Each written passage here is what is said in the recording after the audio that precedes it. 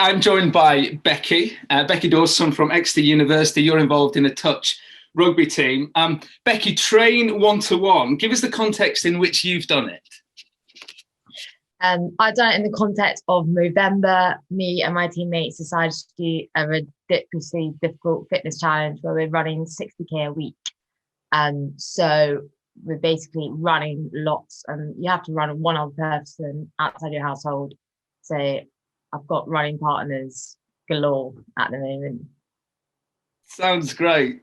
Listen, good for you. And when we talk about train one-to-one, we're talking about right now, what does it look like to ask our friends something of what they make of Jesus? Tell us about those conversations. How has a conversation gone as you've tried to train one-to-one with someone? Yeah, so went on a run, get a pace that we can chat at, which is really nice. Often I'll just ask them about how they found lockdown, how they're finding the restrictions, not being able to play sport. I think lots of people are struggling with their sense of identity, with not being able to train and do everything that they normally do. And so off the back of that, normally they can chat about something which is a bit deeper and more personal. And like all British people, they ask you, have you found it? What your experience has been? And that kind of gives me a platform to talk about the gospel, talk about how actually like it is scary and it is difficult, but I have a certainty I can trust in a sovereign God. And from that kind of, facilitates discussion about Jesus. And tell me when you get to that question, because the first question of train one-to-one that we're setting up is, what do you make of Jesus? When you've asked that question, what sort of a response have you got from that question? A big mix. I think at this point that they'll know I'm a Christian, so I'll get a bit of banter or a bit of laughter or whatever.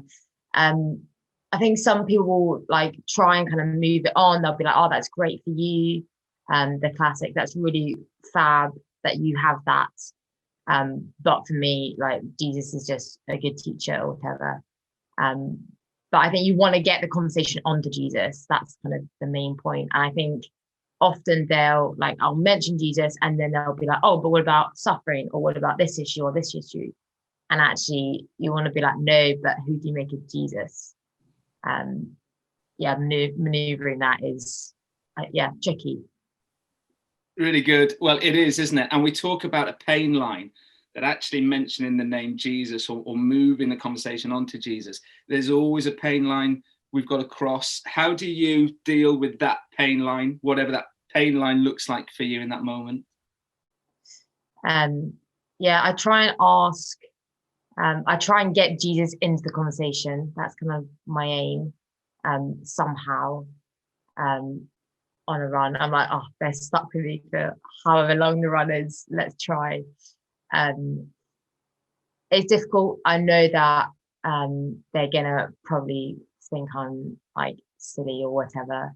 But I think once you've crossed it, once you've got it out there, people are actually a lot more open to talking about it and interested than I think beforehand.